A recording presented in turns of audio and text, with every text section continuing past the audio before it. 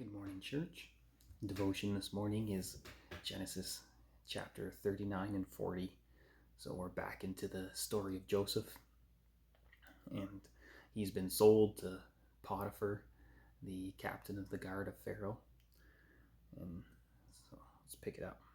Chapter 39. Now Joseph had been brought down to Egypt, and Potiphar, the officer of Pharaoh, the captain of the guard, an Egyptian, had bought him from the Ishmaelites who had brought him down there. The Lord was with Joseph, and he became a successful man, and he was in the house of his Egyptian master. His master saw that the Lord, and that's Yahweh, it's there, the name of God in the Old Testament, was with him, and that the Lord caused all that he did to succeed in his hands. So Joseph found favor in his sight and attended him, and he made him overseer of his house, and put him in charge of all that he had. From the time that he had made him overseer in his house, and over all that he had, the Lord blessed the Egyptian's house for Joseph's sake, and the blessing of the Lord was on all that he had in house and in field. So he left all that he had in Joseph's charge, and because of him he had no concern about anything except for the food that he ate. So here we have Joseph, the story picked up with what's going to happen. How can God's covenant happen now? Joseph, seemingly the chosen one, has been sold as a slave, but here we see God still working and gives Joseph's success in his master's household. He becomes the chief servant over all the affairs, kind of like the general manager of Potiphar's household. You also see it took Joseph, obviously worked hard and was obedient, and so there's always our part to play in God's plans, right? We need to do our part, and so Joseph's doing that, serving faithfully. But then the challenge comes. Now Joseph was handsome in form and appearance, and after a time his master's wife cast her eyes on Joseph and said, "Lie with me." But he refused and said to his master's wife, "Behold, because of me, my master has no concern about anything in the house, and he's put everything that he has in my charge. He is not greater in this house than I, like as in no other servant is greater than I am. And he hasn't kept back anything from me except you, because you are his wife. How then can I do this great wickedness and sin against God?" And as she spoke to Joseph day after day, he would not listen to her, to lie beside her, or to be with her. Good reminder, Joseph here again, standing up, being tempted, and yet for the sake, he will not sin against God, being obedient and loyal to God, and choosing not even to be with her, protecting himself. It's a good lesson for you young men out there. But one day, when he went into the house to do his work, none of the men of the house were there in the house, and she caught him by his garment, saying, "Lie with me." But he left, he fled, and his garment was still in her hand, and he got out of the house. So now you have the situations. No one else happened to be there. He was just trying to go about his work, and she catches him, and he runs, he flees, the right thing to do, but she has his coat. And so the story goes on that she concocts this lie. She screams, and the servants come running, the other servants, and she tells them that Joseph tried to jump her, and she just was able to get his coat, and he ran away when she screamed. And then her husband comes home, and she tells the same story to him, obviously not going to tell him the truth. And the husband believes it, and powerful Potiphar has Joseph thrown into prison. So we have this roller coaster of just when we thought Joseph, hey, maybe this is how he's going to become a ruler in Egypt, and the people of Israel are going to come about. All of a sudden, Joseph's right back at the bottom, literally in a pit, in prison.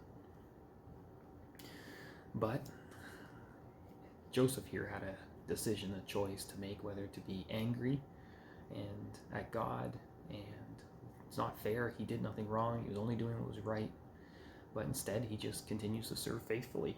And even in prison, it says the Lord was with Joseph and showed him love and gave him favor in sight of the keeper of the prison. And the keeper of the prison put Joseph in charge of all the prisoners who were in the prison. And whatever was done there, he was the one who did it. And the keeper of the prison didn't pay any attention to anything that was in Joseph's charge, because the Lord was with him. In whatever he did, the Lord made it succeed. And so Joseph's now, despite what looked so bad, now he's still in prison, but once again being obedient to God, and God gives him favor and is with him. And then chapter 40, we have two of Pharaoh's servants, the chief cupbearer, the one who would taste the wine, make sure it wasn't poisonous before Pharaoh had any, and the chief baker are thrown into prison. And while they're in there, they're under Joseph's care, and they have a dream, each of them. And Joseph notices in the morning that they're troubled, so he says, "What's going on?" And they say, "Well, we had a dream, and no one can interpret it." And Joseph said, "Well, God can, and so tell me your dreams." And God gives them the interpretation, and basically it's, cupbearer, in 3 days from now, you're going to be restored to your position. But Mr. Baker, in 3 days from now, Pharaoh's going to have your head. And so, sure enough, 3 days later, Pharaoh's having a big party, and he has the chief baker and the chief cupbearer brought out, and it's exactly as Joseph interpreted, and the cupbearer is restored, but the baker is killed. Now, Joseph, when he had given this interpretation to the cupbearer, said, "But don't forget about me. Tell Pharaoh I'm in here. I'll read it. Only remember me when it is well with you, and please do me the kindness to mention to Pharaoh, and so get me out of this place. For I was indeed stolen out of the land of the Hebrews, and here I have also done nothing that should put me in this pit."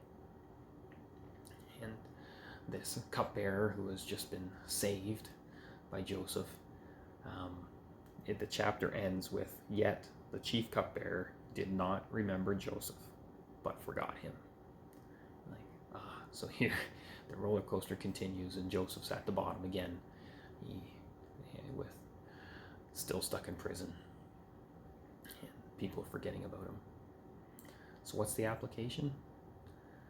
Well, a couple things we see here with Joseph, the choices he made when he was wronged unfairly. He did nothing wrong, did everything right, and yet he still ended up in prison.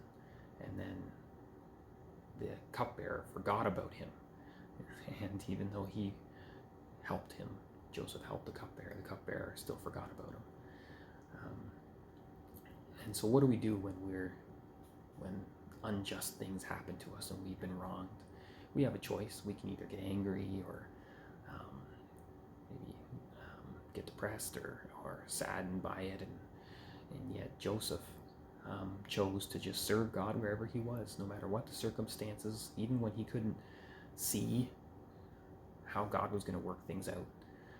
As we've already seen a couple times in this Joseph story, once again, he just trusts God and serves him, and God blesses him and uses him where he is. And so where can God use us? Where we are. No matter what the circumstances are that brought us to where we are. And with that, may God bless you and keep you and make his face to shine upon you. May he be gracious to you. Think of the greatest act of grace from God, of course, was Jesus dying in our place. What we didn't deserve, taking our punishment in our place. And so let us thank God for that today and live in light of that grace. And may you know his peace. God bless.